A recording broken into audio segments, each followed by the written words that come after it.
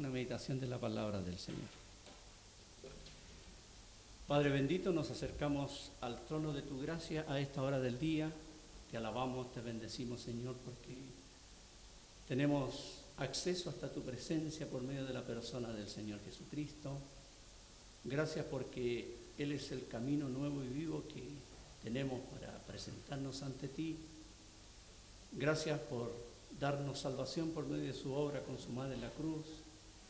Y gracias, Padre, te damos porque estamos aquí para pensar, reflexionar en tu palabra, sabiendo que tu palabra es verdad en medio de un mundo de mentiras. Te damos las gracias por todos los niños, jóvenes y adultos que estuvieron en la primera reunión y rogamos tu bendición para los que estamos ahora y los que aún puedan llegar. Sabemos, Padre, que este es un día diferente por el tema cívico, pero gracias por los que aquí estamos y podemos compartir tu palabra y rogamos la bendición tuya para lo que podamos leer de ella y meditar en esta mañana. En tus manos nos encomendamos, rogamos tu dirección, tu sabiduría, tu fortaleza, en el nombre del Señor Jesucristo. Amén. Bueno, yo traigo un tema preparado respecto al último libro del Antiguo Testamento, que es Malaquías, en esta serie que he venido haciendo todas las veces que he tenido la oportunidad de compartir las Escrituras. Me estaba acordando que partimos con este estudio por allá por febrero de este año y estamos ahora culminando, aunque hoy día no lo vamos a culminar, porque la idea es que este mensaje sea de bendición para todos y hoy día, por las razones que sabemos, hay muchos que no van a estar, pero estamos nosotros, ¿verdad? Y confiamos en el Señor que Él nos hable a través de su palabra. Vamos a ver algo bastante específico de este libro en el día de hoy. Vamos a ver algunos pensamientos nomás, porque la idea es poder después continuar hablando acerca de este libro. ¿Qué vamos a decir de Malaquías? Aquí tenemos que es el último libro del Antiguo Testamento, ¿ya? Aunque sabemos que en la Biblia hebrea el último libro es Segunda de Crónicas, pero ese es en el tema de la Biblia hebrea. Pero nosotros acá en las Biblias que tenemos y que se usan en todas partes, en cualquier idioma, el libro de Malaquías es el último del Antiguo Testamento. Y en lo personal creo, mis hermanos y amigos, que está muy bien puesto aquí. Muy bien puesto como el último del Antiguo Testamento. ¿Por qué razón? Porque después de este libro hay un silencio de parte de Dios. Un silencio que duró más de 400 años. Se calcula que este libro fue escrito en el año 430 antes de Cristo. El templo allí en Jerusalén estaba reconstruido. Seguramente algunos se acordarán que cuando estuvimos estudiando los libros Ageo y Zacarías, que son los anteriores aquí, ellos estaban en esa tarea de reedificar primero el templo y después reedificar la ciudad. Gracias, hermano. Y precisamente el profeta Ageo y el profeta Zacarías, ambos profetas motivaron al pueblo precisamente para que construyesen la ciudad, reconstruyesen Jerusalén. Ahora bien, mirando la fecha, es muy seguro que tanto Ageo como Zacarías ya no estaban, porque no sé si algunos se acordarán, y vamos a refrescar la memoria, ¿ya? El libro de Zacarías fue escrito el año 520 antes de Cristo, y el de Malaquías el año 430 antes de Cristo, es decir, habían pasado 90 años, y es muy seguro que ni Ageo ni Zacarías ya estuviesen en la tierra. Lo más seguro es que estaban ya con el Señor. Se cree que probablemente quedaba vivo Nehemías, pero no es seguro tampoco. Ahora, ¿quiénes eran los que estaban realmente liderando el pueblo de Israel en ese momento? Eran los sacerdotes de la tribu de Leví, ¿ya? Porque no se ve aquí en el libro que haya habido ningún líder político. El último fue Nehemías, el último líder civil que vemos en el Antiguo Testamento. Pero aquí, en esta época, los que lideraban, al parecer, la nación de Israel eran los sacerdotes. Porque, como digo, estaba ya construido el templo y estaban haciendo todo el ritual, los sacrificios, las ofrendas, todo aquello. Pero si uno mira el libro, mis hermanos y amigos, y si usted nunca lo ha leído, lo motivo para que lo lea. Ya, dese el tiempo de leerlo en estos días, porque vamos a seguir hablando de Malaquías. Ya, lo que traía preparado lo vamos a dejar en beneficio de cuando estemos la mayoría. Pero nosotros vamos a tener el aperitivo. ¿Ya? ¿Qué le parece? El aperitivo espiritual de este libro. Entonces, por eso estoy mencionando algunas cosas sencillas, pero importantes que vamos a ver acá. La fecha, 430 a.C., más o menos. El autor humano, este hombre llamado Malaquías, que significa mi mensajero. Siempre es bueno conocer el significado de los nombres cuando es posible. Y Malaquías significa mi mensajero. Y fíjese que sobre él se han tejido muchas ideas, muchos conceptos, ¿ya? Algunos creen, porque aquí no dice nada, solamente se menciona su nombre en el versículo 1 y nada más. Entonces, algunos han tejido muchas ideas. Por ejemplo, los rabinos judíos pensaban que Malaquías fue un levita que vivía en la tribu de Zabulón. Otros que eran más místicos decían que pudo haber sido un ángel, como el nombre significa mi mensajero. Usted sabe que los judíos eran muy dados a inventar cosas, ¿ya? Incluso existía un movimiento que se llamaba la Gran Sinagoga y algunos pensaban que este Malaquías era de ahí también. Muchas ideas. Ahora, lo interesante del caso, haya sido donde haya estado este hombre, el mensaje que trae es un mensaje muy fuerte. Y hay algo muy importante que tenemos que tener claro para no confundirnos, porque yo estoy seguro de una cosa, que hay una parte de este libro, específicamente algunos versículos de este libro, que son los versículos 8, 9 y 10 del capítulo 3, que son repetidos y mencionados en muchos lugares, y me van a disculpar la franqueza,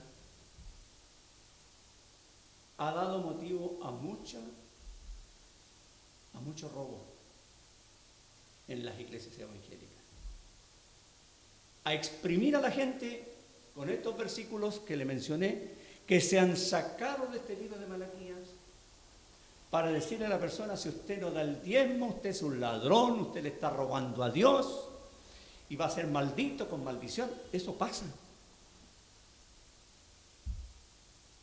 Lo notable, lo novedoso, hermanos y amigos, es que estas personas que mencionan tanto esos versículos de Malaquías son los únicos que mencionan de Malaquías. Nada más. Usted nunca lo va a encontrar hablando del capítulo 1, del capítulo 2, del capítulo 4. No, solo esos 3 versículos, y se aferran y se agarran, ¿para qué? Para lamentablemente exprimir a las personas. Y sabemos, y esto es escandaloso, porque es público, que hay líderes religiosos que se han enriquecido con esos 3 versículos, sacándolos de contexto. Viven en grandes mansiones, con jets privados, con guardias de seguridad, y le machacan a la persona esos 3 versículos, pero solamente esos 3 versículos. ¿Y qué pasa con el resto del libro? Que lamentablemente, como ya lo hemos dicho en otras oportunidades, sacar versículos del contexto es solo para establecer un pretexto, para inventar algo que no es cierto. Ya vamos a hablar de eso en forma más detallada, pero lo menciono porque es interesante. Ahora, ¿por qué les digo esto, mis hermanos? Porque si usted va conmigo al versículo 1 del capítulo 1, allí está todo claro. Dice, profecía de la palabra de Jehová, ¿contra quién? Contra Israel, por medio de Malaquías. Es decir, esto no puede ser más claro. Desde el verso 1 hasta el final del capítulo 4, verso 6, esta profecía es contra Israel. Contra Israel. Es decir, la iglesia aquí no tiene nada que ver. Vamos a sacar lecciones, sí, vamos a aprender verdades bíblicas, pero esto no es para la iglesia directamente. Es un mensaje contra Israel. Ya vamos a ver por qué. Ahora, a mí me gusta insistir en este punto, porque actualmente hay una mezcla tan terrible que está sucediendo. Y creo que tenemos que decir estas cosas. Una mezcla que se ha dado en el pueblo evangélico entre el antiguo pacto y el nuevo pacto. Y hay muchas iglesias evangélicas que están volviendo a todas las prácticas del antiguo pacto. Celebran la Pascua judía, celebran la fiesta de los tabernáculos, en sus templos tienen sacerdotes, hay vestidos como sacerdotes, personas vestidas como sacerdotes y tienen el arca del pacto, tienen el candelabro de siete brazos, tienen el shofar y lo tocan, el cuerno judío, y bailan danzas judías, etcétera, etcétera. Han vuelto al antiguo pacto y han hecho una mezcla, porque muchos dicen que la iglesia es la continuación de Israel y que son la misma cosa. Sabemos bíblicamente que no es así. Cuando Dios usa a Malaquías aquí para hablar contra Israel, en el último mensaje contra aquella nación, la iglesia solo estaba en el pensamiento de Dios. Porque la iglesia del Señor se formó en Hechos capítulo 2. Cuando descendió el Espíritu Santo y bautizó a los 120 que estaban allí en el aposento alto y hablaron en idiomas diferentes para predicarle a aquellos judíos que venían de otras partes, allí fue cuando se formó la iglesia, no antes.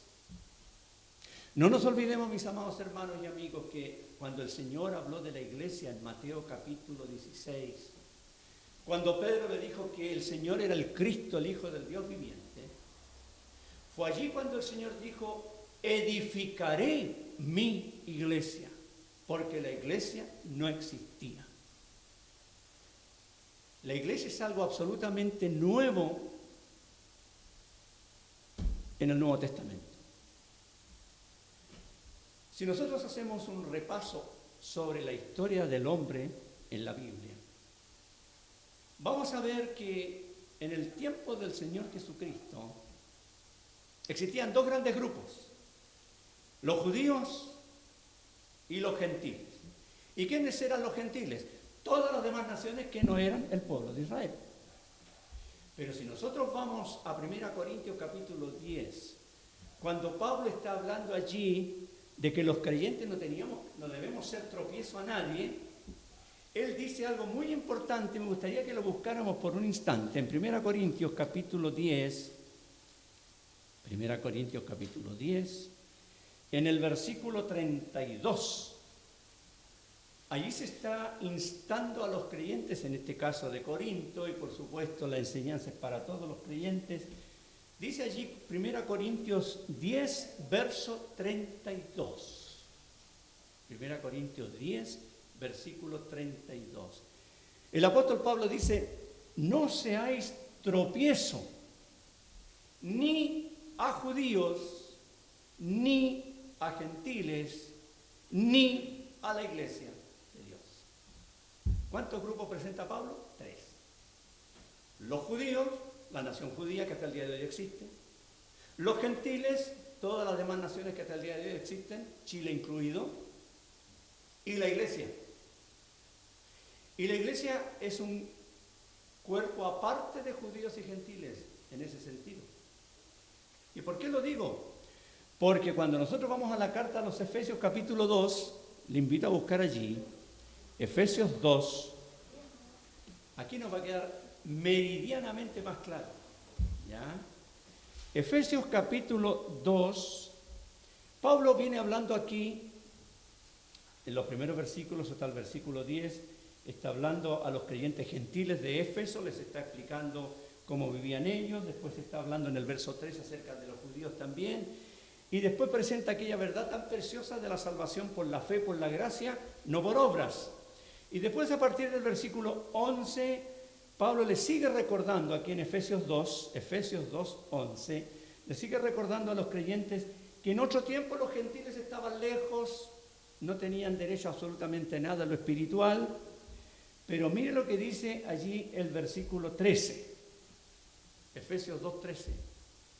Pero ahora en Cristo Jesús, vosotros que en otro tiempo estabais lejos, se está refiriendo a los gentiles, habéis sido hechos cercanos por la sangre de Cristo, porque Él, o sea, Cristo, es nuestra paz, que de ambos pueblos, o sea, judíos y gentiles, hizo uno, derribando la pared intermedia de separación, aboliendo en su carne las enemistades, la ley de los mandamientos expresados en ordenanzas, y aquí viene la parte crucial, para crear en sí mismo de los dos, judíos y gentiles, un solo y nuevo hombre, haciendo la paz. Es clarísimo Pablo al explicar que la iglesia está formada por judíos convertidos, gentiles convertidos, que conforman un nuevo hombre, el cuerpo de Cristo, la iglesia. ¿Se fijan? Eso no existía en los días de Malaquías. En los días de Malaquías estaba Israel y las demás naciones gentiles. Y iban a pasar más de 400 años para que se formara la iglesia el día de Pentecostés. Por lo tanto, lo que dice Malaquías fue contra Israel. Contra Israel. Y estas personas que usan esos 3 versículos para exprimir a los demás, los han sacado completamente de contexto.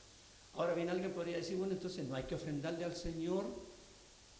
De acuerdo al Nuevo Testamento, los creyentes en Cristo le ofrendamos al Señor, tal como dice la Escritura, de acuerdo a cómo hemos prosperado. Pero la palabra no establece absolutamente nada de porcentajes. Ahora, si Dios le exigía el 10% a los judíos y no se lo exigía en dinero, sino que eran productos para los levitas para que ellos comieran, ¿ya? Es interesante leer el tema de los diezmos en la ley. No era dinero, eran animales, era comida para los levitas.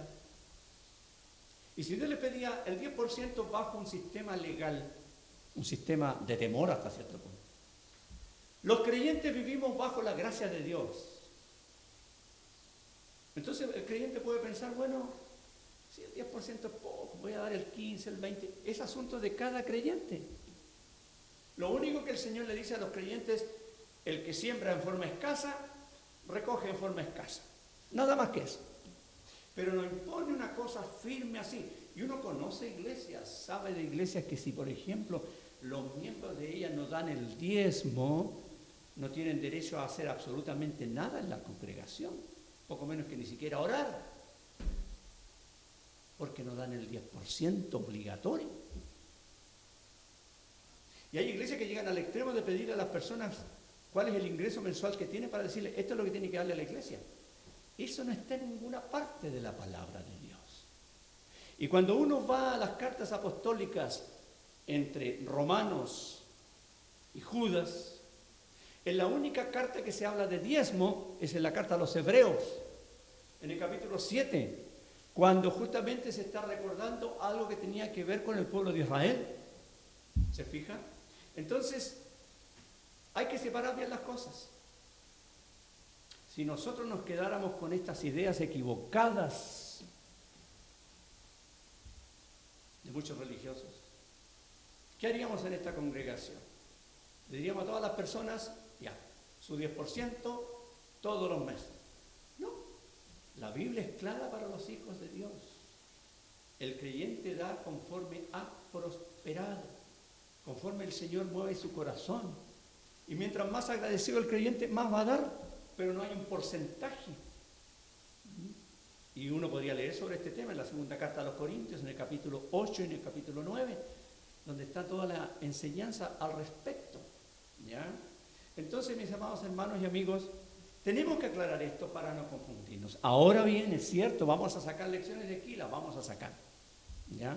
Pero yo quería mencionar ese punto porque generalmente, como les digo, en muchas iglesias solamente se mencionan esos 3 versos de Malaquías y se olvidan completamente del resto del capítulo. Ahora, cuando uno mira este libro, que es el último del Antiguo Testamento, es la última palabra de Dios a Israel antes que viniera el Señor Jesucristo, realmente, si usted lo lee, se va a dar cuenta que el pueblo de Israel, que había vuelto de la cautividad con Zorobabel, y que después, ¿no es cierto?, construyó en el templo, y que ya estando, ¿no es cierto?, Esdras y Nehemías se reconstruyó la ciudad, y comenzaron con todo el ritual. Este pueblo, que era el pueblo de Dios de aquel tiempo, si uno lo mira aquí al leer este libro, estaba en la situación espiritual más lamentable que usted se pueda imaginar. Lamentable. Fíjese que en este libro aparecen 7 preguntas que el pueblo le hace a Dios. Y si uno mira esas 7 preguntas, se va a dar cuenta que era un pueblo rebelde, un pueblo porfiado, un pueblo desconsiderado con Dios, un pueblo realmente que no tenía mayor interés en obedecerle a Dios. Y eran el pueblo de Dios en ese tiempo, pero estaban, como le digo, en una condición miserable en lo espiritual. Miserable. Si uno mira, por ejemplo, le voy a dar la idea del bosquejo del libro para que usted lo mire después en casa si tiene el tiempo. En el capítulo 1, del versículo 1 al 5, está la primera parte del libro donde Dios habla del amor de Él para con ellos. Si usted mira el versículo 2, dice: yo os he amado, dice Jehová. Y ahí va a aparecer inmediatamente la primera pregunta de ellos: ¿en qué nos amaste? Y si usted examina las preguntas, se va a dar cuenta que era un pueblo insolente. Y era el pueblo de Dios. ¿En qué nos amaste? ¿En qué hemos menospreciado tu nombre más adelante? ¿En qué te hemos deshonrado? ¿En qué le hemos cansado a Dios? ¿En qué hemos de volvernos? ¿En qué te hemos robado? ¿Qué hemos hablado contra ti? Y era el pueblo de Dios. Era un estado realmente deplorable. Deplorable. Y en esta primera parte, como le digo, Dios les dice acerca de su amor, los primeros 5 versos. Y después la segunda parte va desde el capítulo 1, versículo 6, hasta el capítulo 2, versículo 9, y es una reprensión de los sacerdotes. Y realmente cuando uno lee todo ese párrafo se da cuenta el estado tan terrible de aquellos hombres que guiaban al pueblo. Aquellos hombres que, como dice allí en el capítulo 2, en el versículo 7, Dios les dice a aquellos sacerdotes: los labios del sacerdote han de guardar la sabiduría, y de su boca el pueblo buscará la ley, porque mensajero es de Jehová de los ejércitos. Es decir, los sacerdotes tenían una enorme responsabilidad para con el pueblo, para guiarles en sabiduría, para buscar la palabra de Dios, para darles el mensaje de Dios. Pero ¿cómo estaban ellos en el versículo 8? Mas vosotros os habéis apartado del camino, habéis hecho tropezar a muchos en la ley. Habéis corrompido el pacto de Leví, dice Jehová de los ejércitos, etc. La condición de los sacerdotes era deplorable. Ahora, la tercera parte del libro parte en el capítulo 2, versículo 10, y termina en el capítulo 3, versículo 18, y allí Dios habla a todo el pueblo, para hablar del pecado también de todo el pueblo. Es decir, mis amados hermanos y amigos, no se escapaba nadie. Ni los sacerdotes ni el pueblo, nadie. Todos estaban igual delante de Dios y eran el pueblo de Dios. Qué terrible condición la de Israel al terminar el Antiguo Testamento. Qué terrible condición. Finalmente el capítulo 4 habla del día de Jehová. Es muy profética la última parte del capítulo 4 y que tiene que ver precisamente hasta el tiempo nuestro. Ese es el bosquejo del libro. Si usted, como le digo, tiene tiempo y tiene interés, léalo en la casa y se va a encontrar con las cosas que Dios le dice a este pueblo. Ahora, ¿sabe que cuando yo pensaba en esto, porque la idea es no verlo detalladamente hoy día, como dije, pensaba en un punto que es bueno que lo podamos aplicar a nosotros. ¿Y qué cosa es? La triste condición espiritual de este pueblo poco antes que viniera el Señor Jesús. Porque aquí en este libro está profetizado que el Señor vendría.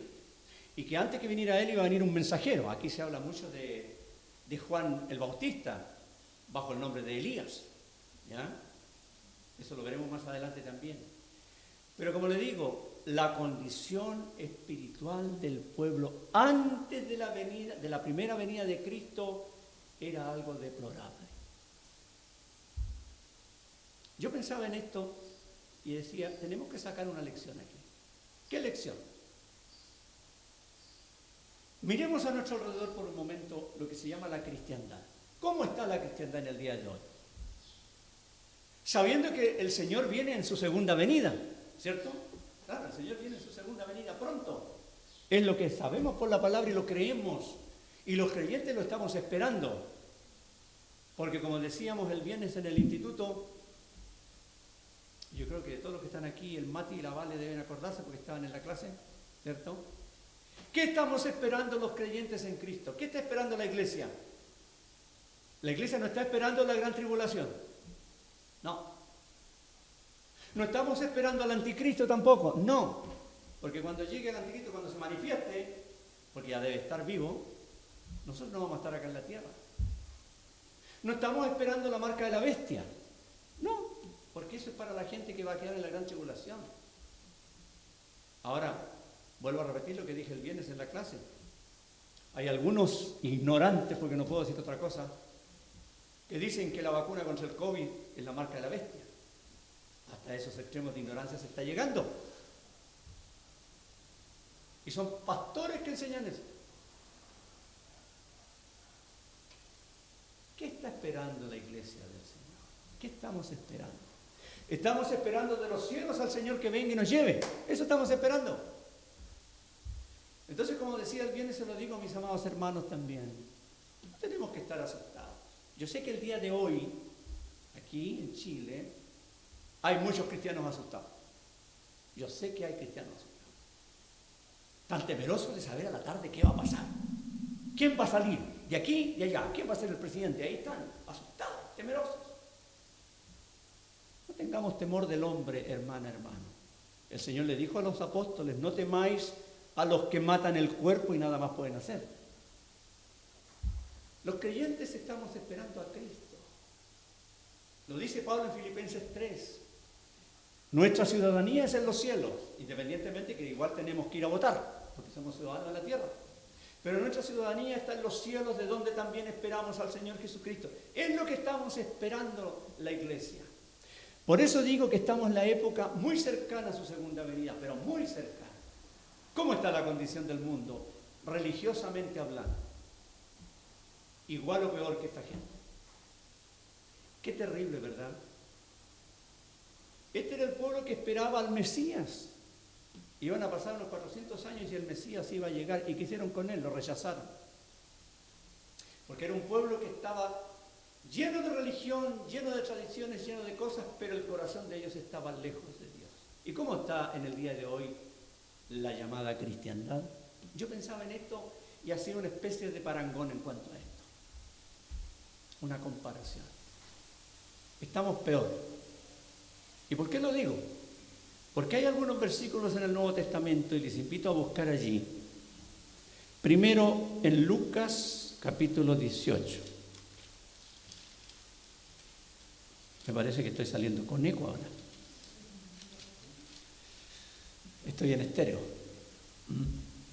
En Lucas capítulo 18, cuando el Señor cuenta una parábola, la parábola de la viuda y el juez injusto, dice allí el Señor en el versículo 8, cuando ya está terminando esta parábola, dice Él, os digo que pronto les hará justicia, es decir, a los que claman ante Él día y noche. Y después pregunta el Señor, pero cuando venga el Hijo del Hombre, ¿hallará fe en la tierra? ¿Qué le parece la pregunta que el Señor hace? Cuando venga el Hijo del Hombre, ¿hallará fe en la tierra? Es para que nos preguntemos y pensemos que si antes de la primera venida de Cristo el pueblo de Dios, que era Israel, estaba en esa triste condición, ¿cómo encontrará Dios a nosotros los creyentes y al pueblo suyo cuando Él vuelva? ¿Hallará fe en la tierra? Y no solo esto, volvamos a Mateo 24 ahora. Y aquí es el mismo Señor Jesucristo que está hablando. Sabemos que Mateo 24 y Mateo 25 es el sermón profético donde el Señor habló a los suyos a raíz de las preguntas que le hicieron en el versículo 3 del capítulo 24, cuando los apóstoles Pedro, Jacobo, Juan y Andrés le preguntaron al Señor, ¿cuándo serán estas cosas? Porque el Señor estaba hablando de la destrucción de Jerusalén. Y agregaron, ¿y qué señal habrá de tu venida y del fin del siglo? Y ahí el Señor les empezó a enseñar acerca de las señales que habrían antes que Él volviera. Evidentemente, se refiere a cuando el Señor aparezca en gloria y majestad para reinar. Los creyentes no vamos a ir antes, la iglesia se va antes, pero estas cosas ya las estamos viendo, parte de ellas. ¿Qué dice el Señor en el versículo 12? Por haberse multiplicado la maldad, el amor de muchos se enfriará. ¿Y cómo estamos en el día de hoy respecto al amor al Señor los creyentes? Dice, el amor de muchos se enfriará. Y es una realidad cuando uno observa las condiciones espirituales de la gran mayoría de la cristiandad en el día de hoy, antes del segundo regreso de Cristo. ¿Y por qué? Porque la maldad, dice, se ha multiplicado. No se trata de que la maldad esté sumando, se está multiplicando. Y nosotros sabemos que no es lo mismo 5 por 5 que 5 más 5. Sin ser grandes matemáticos, sabemos que 5 más 5 es 10, pero 5 por 5 es 25. Y aquí habla de la maldad multiplicada, es decir, la maldad abundando cada vez más de una manera espantosa. Y está el mundo así, sabemos que es así. No podemos cerrar los ojos a la realidad porque así es, mis amados hermanos y amigos. Y hay otro pasaje que no lo vamos a leer por lo extenso, pero que es el capítulo 3 de Apocalipsis, versículos 14 a 22, donde está el mensaje a la iglesia de la Odisea. Y sabemos que proféticamente aquella iglesia, aquel mensaje tiene que ver con la cristiandad en el día de hoy. Una cristiandad tibia, sin sabor a nada. Ahora, ¿por qué allí en el capítulo 3 de Apocalipsis, en ese mensaje, Dios usa la figura de que no eres ni frío ni caliente? Porque allí en la Odisea habían una especie de tuberías que llegaban desde un lugar donde venía el agua, y generalmente el agua llegaba tibia y no servía para nada, no servía para tomársela. Y en el día de hoy los creyentes, la iglesia, la gran mayoría, la cristiandad estamos así. Como hay un dicho, ni muy adentro que te quemes, ni muy afuera que te hieles, ahí al medio nomás, ¿no es cierto? Tibios. Y la Biblia dice que al Señor eso le produce náuseas espirituales. Esa es la condición actual de la cristiandad, similar a cómo estaba en el tiempo de Malaquías. Es para que reflexionemos. Y para que cada uno de nosotros diga, bueno, ¿cómo estoy yo delante del Señor? ¿Realmente estoy bien? ¿Cómo está mi amor para con Él? Hay una frase que está en Apocalipsis 2 cuando el autor sagrado le escribe a la iglesia de Éfeso y le dice, tengo contra ti que has dejado tu primer amor. ¿Y cómo explican muchos el primer amor allí? Dicen que el primer amor se refiere a cuando recién la persona se convierte y está con todo el entusiasmo, con todo el amor por el Señor, el amor por las cosas de Dios, y después se le va pasando eso. No es así. La iglesia de Éfeso era una iglesia muy bien constituida. Ellos eran trabajadores. Usted puede leer ahí en Apocalipsis 2 cómo eran ellos, cómo guardaban la palabra de Dios, etcétera, etcétera. Pero ¿cuál era el problema de ellos? que el Señor no estaba ocupando el primer lugar en sus vidas. Si uno lo mira allí en Apocalipsis 2, es interesante esto. Apocalipsis capítulo 2, cuando le dice allá en el versículo 2, yo conozco tus obras y tu arduo trabajo y paciencia y que no puedes soportar a los malos y has probado a los que se dicen ser apóstoles y no lo son, los has hallado mentirosos, has sufrido, has tenido paciencia, has trabajado arduamente por amor de mi nombre, no has desmayado, es decir, una iglesia, pero bueno. Pero tengo contra ti, les dice en el verso 4, has dejado tu primer amor. El primer amor del creyente es Cristo. Y si Cristo no es nuestro primer amor, todo el resto no sirve gran cosa. ¿Y qué dijo el Señor en Mateo 24? Por haberse multiplicado la maldad, el amor de muchos se enfriará. Amado hermano, revisemos nuestro amor para con el Señor. Porque si amamos al Señor, vamos a amar las cosas del Señor. Esa es la verdad. Si no amamos al Señor como corresponde, las cosas del Señor nos van a dar lo mismo. Y vamos a estar igual que los judíos en el Antiguo Testamento, en Malaquías, que incluso en un momento los sacerdotes dijeron, qué fastidio tenéis que estar haciendo esto. ¿Sí? En un momento lo vamos a ver más adelante en otra oportunidad, cuando los sacerdotes dijeron, pero qué fastidio. O sea, para ellos era un fastidio servir al Señor. En esa condición estaban los sacerdotes ahí en ese tiempo. Ahí en el capítulo 1 de Malaquías, versículo 13, Dios le dice, habéis dicho, oh, qué fastidio es esto. Y me despreciáis, dice Jehová de los ejércitos. Y le llevaban cualquier ofrenda al Señor. Para ellos era un fastidio servir al Señor. Y mi amada hermana, mi amado hermano, si nosotros nos ponemos iguales, que nos parece un fastidio servir al Señor, una carga,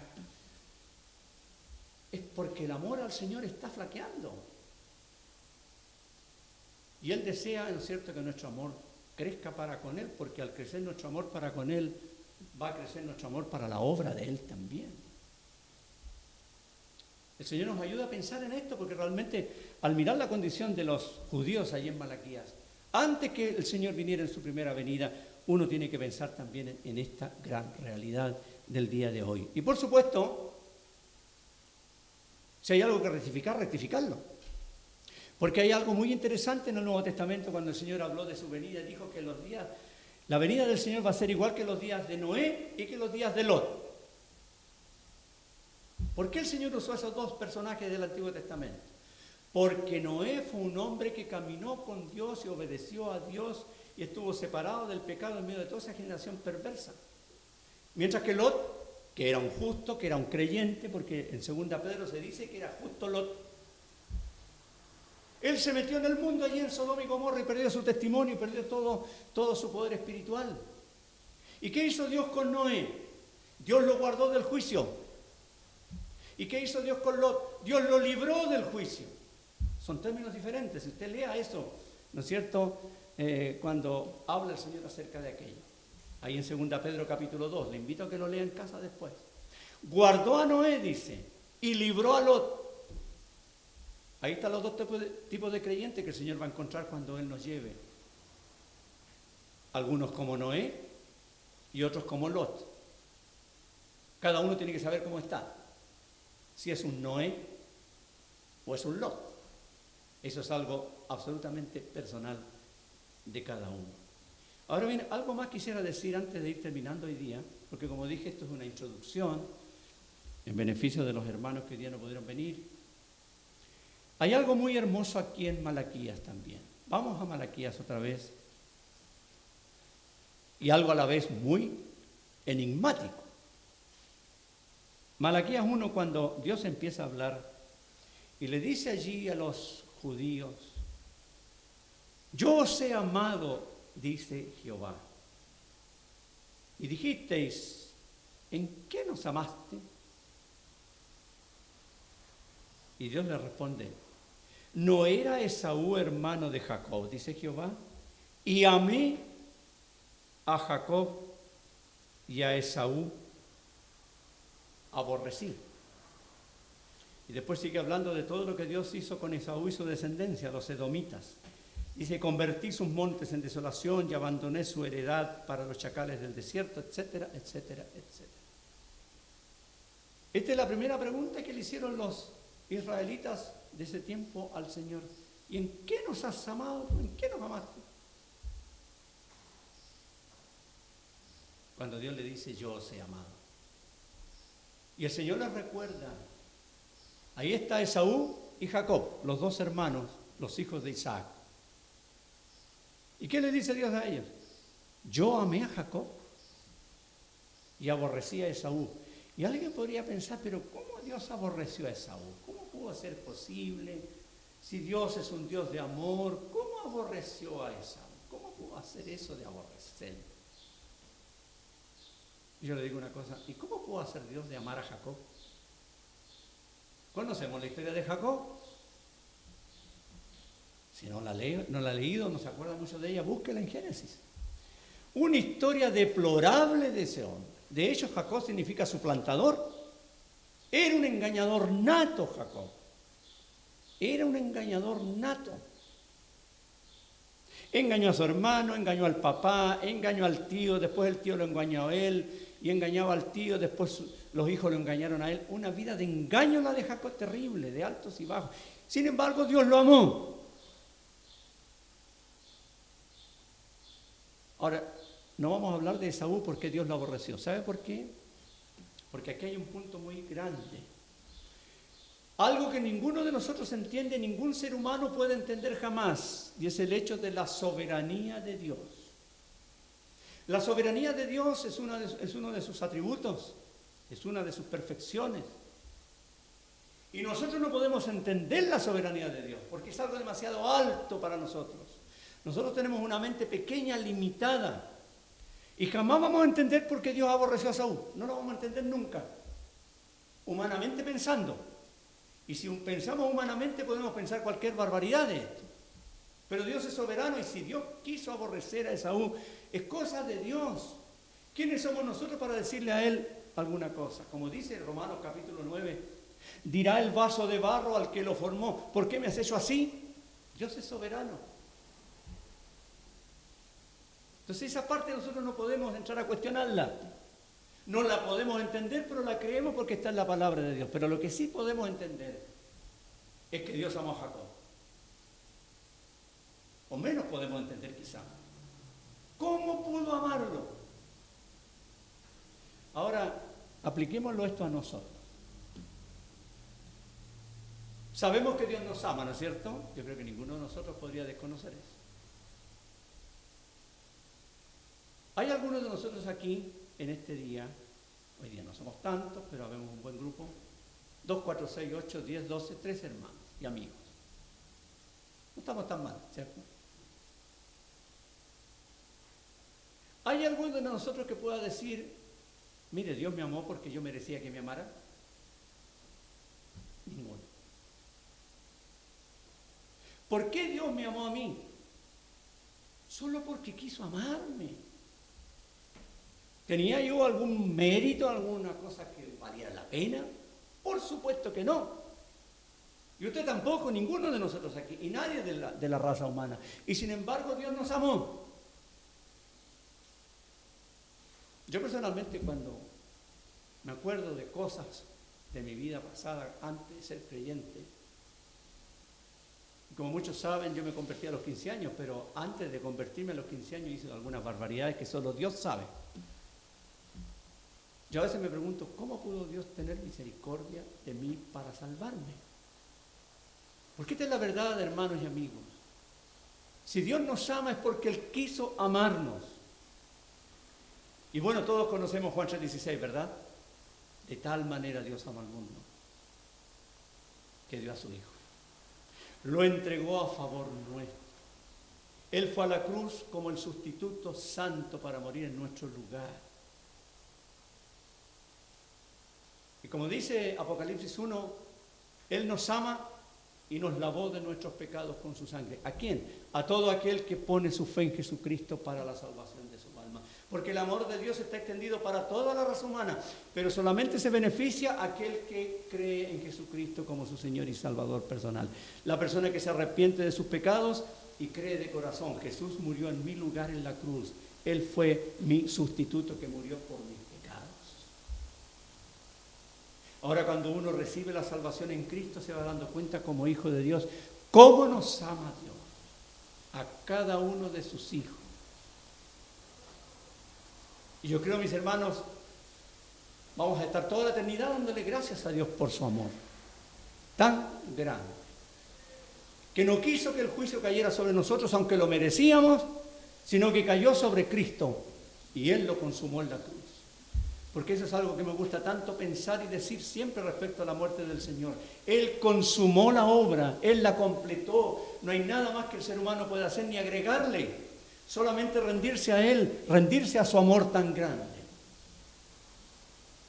Si hay alguien aquí que no le haya hecho, háganlo. Porque el amor de Dios es tan grande que no tenemos forma de poder entenderlo, pero lo creemos y lo hemos realmente experimentado y lo experimentamos. ¿Cómo? Con la salvación de nuestras almas y por supuesto con el cuidado del Señor para cada uno de sus hijos. Si alguien no ha hecho todavía esa rendición delante del Señor, de decirle: Señor, soy un pecador o una pecadora, pero tú me amaste tanto que mandaste a tu Hijo a morir por mí, hágalo ahora. Porque cuando uno comprende el amor de Dios en la cruz, se rinde a Él y va a servirle a Él por amor, por gratitud. Por gratitud, no por imposición. El verdadero redimido sirve al Señor por gratitud y le obedece por gratitud a todo lo que Él hizo, hace y hará con nosotros. Termino con una historia que una vez conté. Vamos a dejar Malaquías para otro momento. En aquella época, allá en Estados Unidos, en la época de la esclavitud, de aquellas personas venidas de África, en un barco iba un hombre rico, tenía mucho dinero, y también en el barco iba un traficante de esclavos, con una carga humana, esclavos encadenados, engrillados allí en la cubierta del barco. Y este hombre rico trabó amistad con uno de los que estaban allí, de los esclavos, y conversó con él. Y en un momento le dijo: yo te voy a dar la libertad. Y fue a hablar con el traficante. Y el traficante, hombre sin escrúpulos, como eran todos ellos, le dijo: este hombre vale tanto.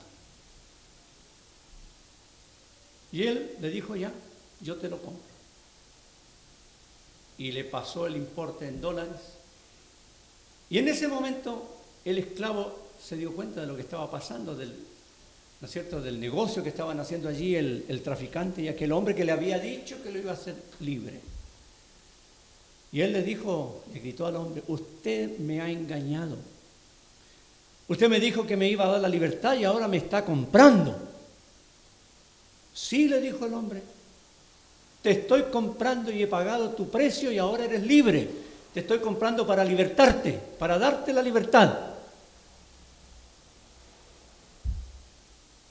Y la historia cuenta que ese esclavo se tiró a los pies del hombre y le dijo: soy tu esclavo para siempre.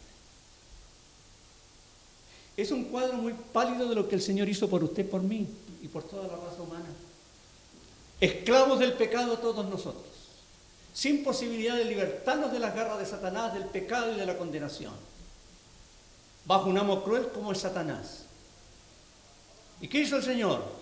El Señor vino del cielo mostrando el amor de Dios y en la cruz pagó el precio de rescate nuestro. La Biblia dice que el precio de rescate es su sangre preciosa que Él derramó allí, para libertar de la condenación del pecado de Satanás a todo aquel que cree en Él. Y cuando uno se ha dado cuenta cuánto me amó el Señor para libertarme de las cadenas del pecado, de la esclavitud, de la corrupción y de la condenación eterna, uno le dice: Señor, yo te sirvo por amor, por gratitud, porque tú me salvaste y te entregaste por mí. Y es lo que hacemos los creyentes en Cristo. Y por eso para nosotros no es penoso servir al Señor. Y claro, ahí cuando un creyente ya se le enfría su amor por el Señor, se empieza a sentir todo pesado. Pero cuando vuelve a recordar esta verdad que estamos viendo ahora, le dice: Señor, aquí estoy.